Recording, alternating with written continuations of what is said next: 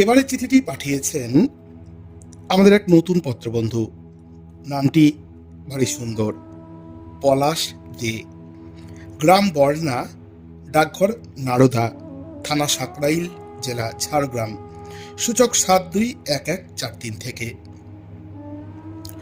নতুন পত্রবন্ধু লিখছেন, প্রিয় পত্রালী, সকলের কুশল কামনা করে ভোট রঙ্গ নিয়ে তোমাকে লেখা এই পত্রটি আমার পত্রালিতে হাতে খড়ি।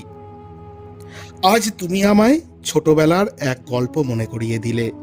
জানো পত্রালি, আমি যখন চতুর্থ শ্রেণীতে পড়তাম তখন একদিন মাস্টারমশাই সবাইকে ডেকে বললেন, আজ তোদের ভোট হবে, তোদের প্রধানমন্ত্রী, শিক্ষামন্ত্রী, ক্রীড়ামন্ত্রী তোরাই নির্বাচন করবি।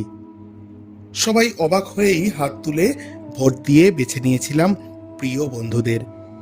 কি মজাই না হয়েছিল সেদিন।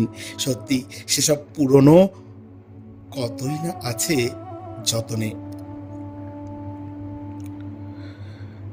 পত্রালি, তোমাকে বলতে দ্বিধা নেই, আজ ভোট শব্দটি যেন নতুন রং কাগজে মোড়া একটা পুরনো ছবি। অনেক রঙের ভিড়, তবু মনে হয় ক্যানভাস যেন রং শূন্য। আসল কাজেই যে আজ ভাটা পড়েছে। এই রঙ্গমঞ্চে সব চরিত্রই বাস্তব থেকে কাল্পনিক রূপ নেয়, তবু আমরা যেন সেই দর্শক যারা সব জেনেও হাততালি দিই। একটা সাধারণ দ্রব্যের একটা খুব জমকালো বিজ্ঞাপন করলে যা হয়, তা আমার কাছে বর্তমান ভোট। পত্রালি, তোমার বলা ভোট রঙ্গ শব্দটি আমার খুব মনে ধরেছে। সত্যি এ বঙ্গে কতই না রঙ্গ চলছে ভোট নিয়ে। ছবি, লেখা, স্লোগান, এরা সবাই ভোট রঙ্গে অনেক এগিয়ে।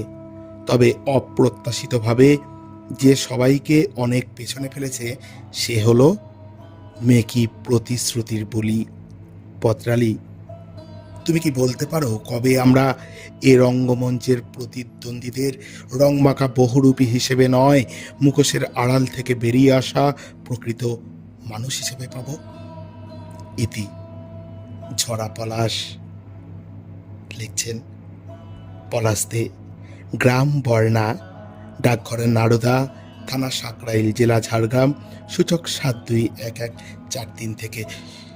খুব সুন্দর চিঠি পাঠিয়েছেন। আমাদের নতুন পত্রবন্ধুকে রেডিও জংশনে স্বাগত জানাই।